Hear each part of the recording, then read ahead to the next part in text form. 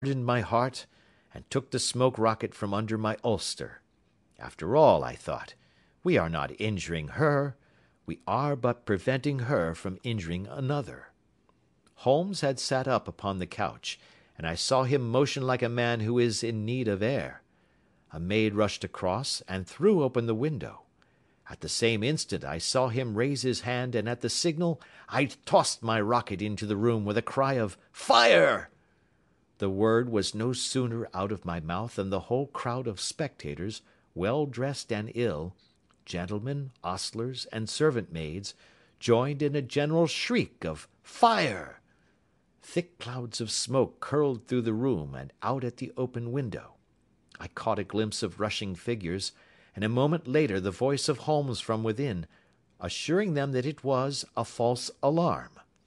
Slipping through the shouting crowd, I made my way to the corner of the street, and in 10 minutes was rejoiced to find my friend's arm in mine, and to get away from the scene of uproar. He walked swiftly and in silence for some minutes until we had turned down one of the quiet streets which lead towards the Edgware Road. "You did it very nicely, Doctor," he remarked. "Nothing could have been better. It is all right." "You have the photograph?" "I know where it is." "And how did you find out?" "She showed me, as I told you she would." "I am still in the dark." "I do not wish to make a mystery," said he, laughing. "The matter was perfectly simple. You, of course, saw that everyone in the street was an accomplice. They were all engaged for the evening."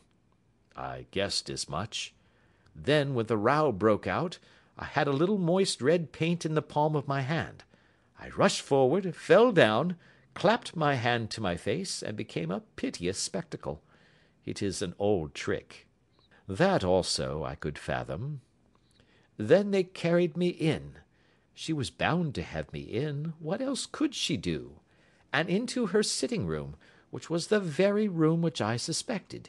It lay between that and her bedroom, and I was determined to see which. They laid me on a couch. I motioned for air. They were compelled to open the window, and you had your chance." "How did that help you?" "It was all important. When a woman thinks that her house is on fire, her instinct is at once to rush to the thing which she values most. It is a perfectly overpowering impulse, and I have more than once taken advantage of it. In the case of the Darlington substitution scandal it was of use to me, and also in the Arnsworth Castle business. A married woman grabs at her baby, an unmarried one reaches for her jewel box. Now it was clear to me that Our Lady of today had nothing in the house more precious to her than what we are in quest of. She would rush to secure it. The alarm of fire was admirably done. The smoke and shouting were enough to shake nerves of steel. She responded beautifully. The photograph is in a recess behind a sliding panel just above the right bell-pull. She was there in an instant, and I caught a glimpse of it as she half drew it out. When I cried out that it was a false alarm, she replaced it, glanced at the rocket, rushed from the room, and I have not seen her since. I rose, and making my excuses, escaped from the house.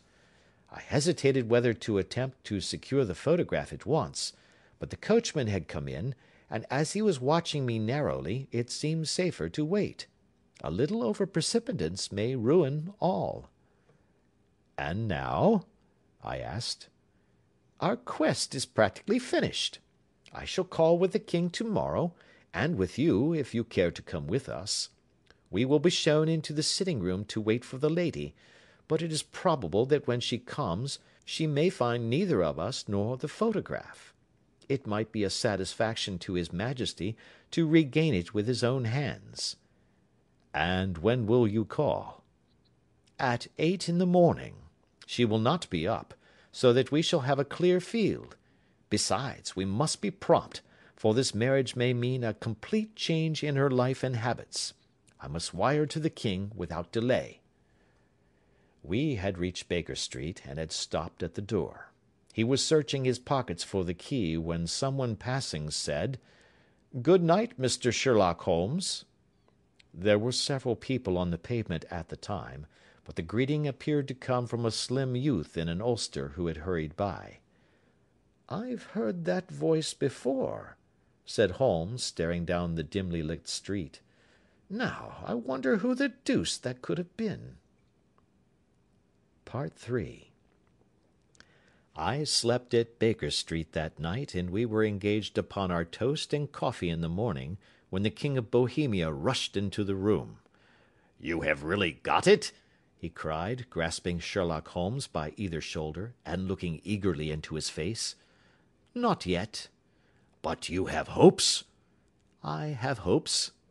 "Then come, I am all impatience to be gone." "We must have a cab." "No, my brougham is waiting."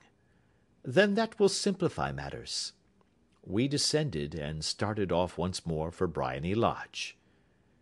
"Irene Adler is married," remarked Holmes. "Married? When?" "Yesterday." "But to whom?" "To an English lawyer named Norton." "But she could not love him." "I am in hopes that she does." "And why in hopes?" "Because it would spare your majesty all fear of future annoyance. If the lady loves her husband, she does not love your majesty. If she does not love your majesty, there is no reason why she should interfere with your majesty's plan." "It is true, and yet, well, I wish she had been of my own station. What a queen she would have made!" He relapsed into a moody silence, which was not broken until we drew up in Serpentine Avenue. The door of Briony Lodge was open, and an elderly woman stood upon the steps. She watched us with a sardonic eye as we stepped from the brougham.